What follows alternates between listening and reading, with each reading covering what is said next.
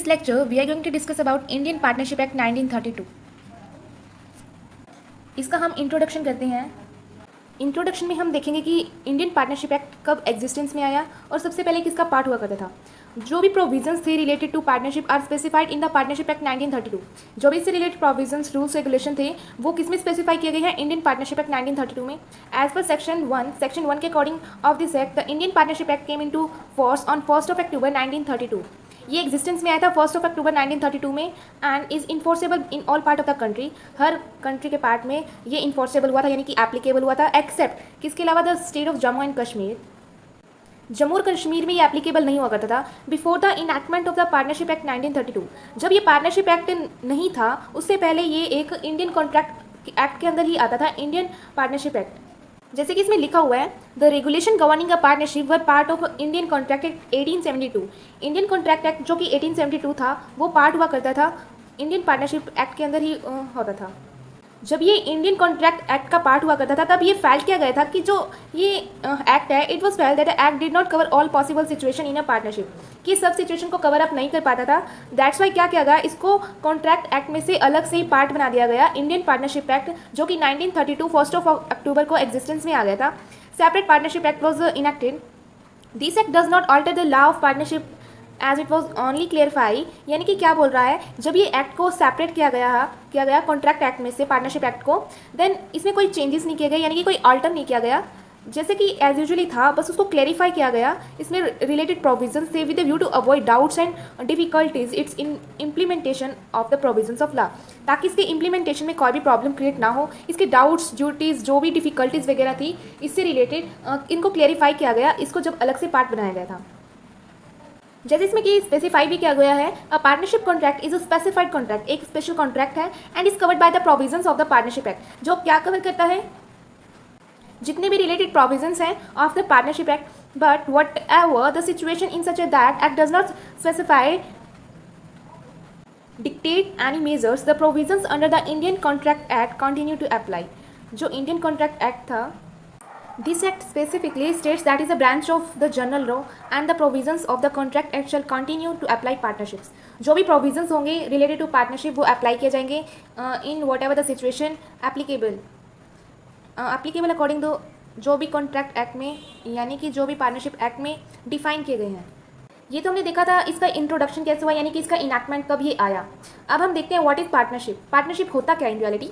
Partnership एक association होती है, एक संस्था होती है जिसमें person with the object of jointly doing something to make a profit, यानी कि कुछ पार्टनरशिप, यानी कि नॉर्मल लैंग्वेज में देखें अगर हम, जब एक या दो से ज़्यादा पर्सन कॉन्ट्रैक्ट कर लेते हैं बीच में और वो एग्री हो जाते हैं जो भी प्रॉफिट या लॉस होगा उनके बिजनेस में वो शेयर करेंगे, यानी कि जैसे इसमें लिखा हुआ है with the object of jointly doing something, वो कुछ जॉइंटली ऐसा करेंगे जिससे या तो उनको प्रॉफिट होगा या लॉस होगा, वो शेयर करेंगे। इन अदर वर्ड्स व्हेन 2 और more person with the object of making profit agree to do business jointly it is deemed, ये मान लिया जाता है that a partnership has come into existence, कि पार्टनरशिप हो गई है उनके अंदर जब वो जॉइंटली एग्री कर लेते हैं कि हम जो भी बिजनेस में प्रॉफिट या लॉस होगा वो बियर करेंगे। इसकी डेफिनेशन क्या कहती है, let's see. According to section 4 क्या बोला गया है, इंडियन पार्टनरशिप एक्ट, पार्टनरशिप एक ऐसी रिलेशन है between person who have agree to share their profit, जिन्होंने अपने प्रॉफिट को शेयर करने के लिए एग्री हो गए हैं, जो भी पार्टनर्स हैं उनके बीच में बिजनेस के, कैरिड ऑन बाय ऑल, जो कि वो बिजनेस के पार्टनर्स हैं वो चला रहे हैं, और any acting them for all, जो भी उन्होंने किया गया है, यानी कि जो भी अगर एक पार्टनर होगा उस पार्टनरशिप फर्म में अगर कुछ भी बिजनेस डील करता है देन सभी पार्टनर्स लाइबल होंगे, जो भी प्रॉफिट या लॉस होगा वो सभी को बियर करना पड़ेगा। दैट्स वाई इसने लिखा है और any of them acting for all, वो सभी के लिए करेगा, जो भी उसमें से किसी भी, लेट्स सपोज एक पार्टनरशिप फर्म में 10 पार्टनर है, उसमें से पर्सन ए अगर कुछ कॉन्ट्रैक्ट डील करता है किसी थर्ड पार्टी के साथ, देन उसके साथ जो भी या प्रॉफिट या लॉस होगा उस डील के करने के बाद वो सभी बीच में एग्री होगा, सभी पार्टनर्स के बीच में एग्रीमेंट होता है कि वो जो भी प्रॉफिट या लॉस होगा किसी भी ट्रांजेक्शन के करने के लिए वो बियर करेंगे, यानी कि शेयर करेंगे जो भी प्रॉफिट होगा। Now let's see what is the characteristics of a partnership. इसमें फर्स्ट हमारी है कॉन्ट्रैक्चुअल रिलेशनशिप्स, यानी जिसमें कोई भी एक कॉन्ट्रैक्ट होगा एज पार्टनरशिप, इसमें लिखा हुआ है a partnership is the result of a contract, यानी कि जो भी कॉन्ट्रैक्ट होगा पार्टनर्स के बीच में वो एक म्यूचुअल रिलेशनशिप होगी उनके बीच में कि हाँ वो एग्री करते हैं जो भी प्रॉफिट या लॉस होगा between the partners. It is essential for a contract to do basis of partnership because a partnership relation is created through a contract. Not through status. जो भी पार्टनरशिप रिलेशन होता है वो एक कॉन्ट्रैक्ट के through create होता है, not through status. और written contract between the partner is always important.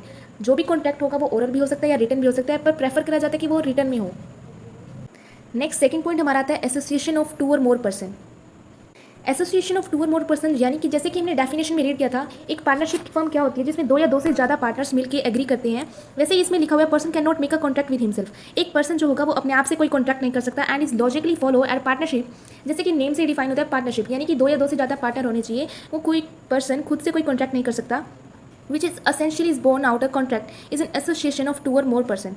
The Partnership Act does not specify the maximum number of partners.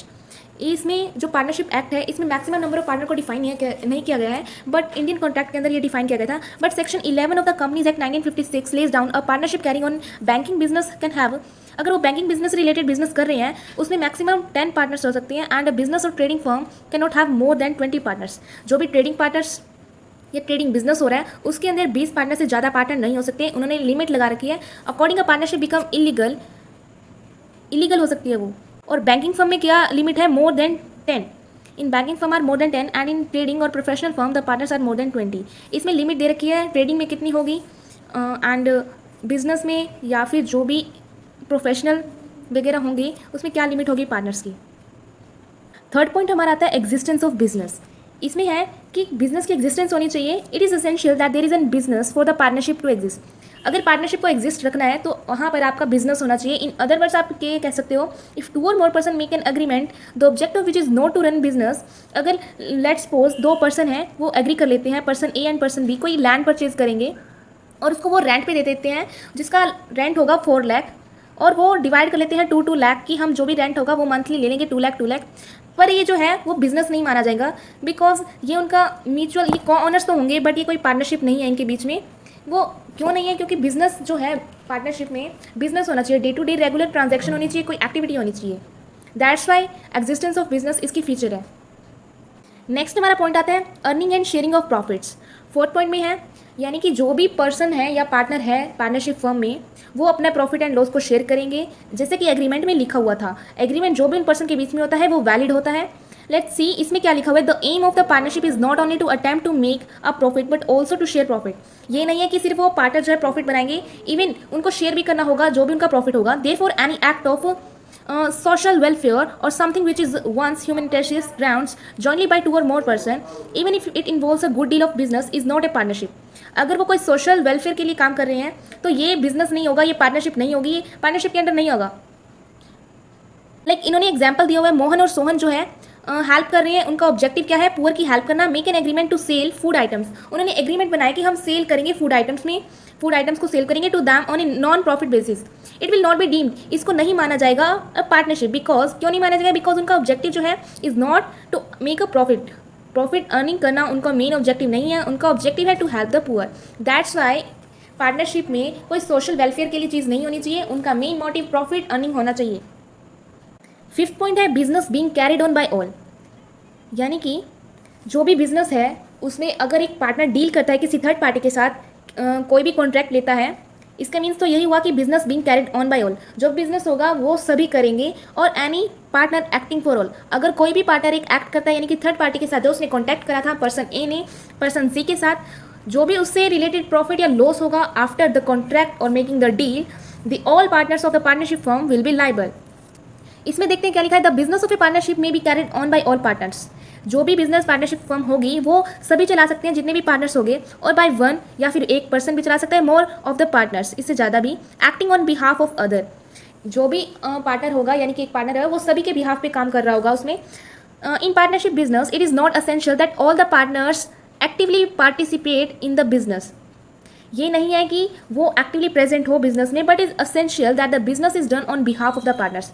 ये इंपॉर्टेंट नहीं है कि पार्टिसिपेट करे बिजनेस में हर एक पार्टनर, पर असेंशियल क्या है कि बिजनेस जो है वो सभी के बिहाफ पर होना चाहिए। जो भी एक्टिविटीज या ट्रांजैक्शन होगी वो सभी लाइबल होंगे उस एक्टिविटीज़ के लिए। Thus an operation of a partnership can be done by all partners or by one or more partners with the consent of other. किसी अदर की कंसेंट लेके, यानी किसी जो अदर पार्टनर्स है उस पार्टनरशिप फर्म में उनकी कंसेंट लेके। 6 पॉइंट आता है object of business being lawful. Lawful, जैसे कि नेम से क्लियर हो रहा है, जो भी बिजनेस का ऑब्जेक्टिव होगा वो लॉफुल होना चाहिए, लीगल होना चाहिए, इलीगल नहीं होना चाहिए। The business of a partnership must not be violate. Violate यानी जो भी बिजनेस फर्म का पार्टनरशिप का जो लॉ होगा वो वियोलेट नहीं होना चाहिए, तोड़ा नहीं जाना चाहिए। ऑफ द लैंड और अगेंस्ट द नेशनल इंटरेस्ट, किसी चीज़ के अगेंस्ट नहीं होना चाहिए, नेशनल इंटरेस्ट के अगेंस्ट नहीं होना चाहिए। For example, they can not be in a partnership contract a commit a theft and share the profits, यानी कि पार्टनरशिप में ये नहीं होना चाहिए कि वो थेफ्ट हो, चोरी वगैरह करे, लाइक दैट। उनका जो भी ऑब्जेक्टिव होगा बिजनेस का वो लॉफुल होना चाहिए।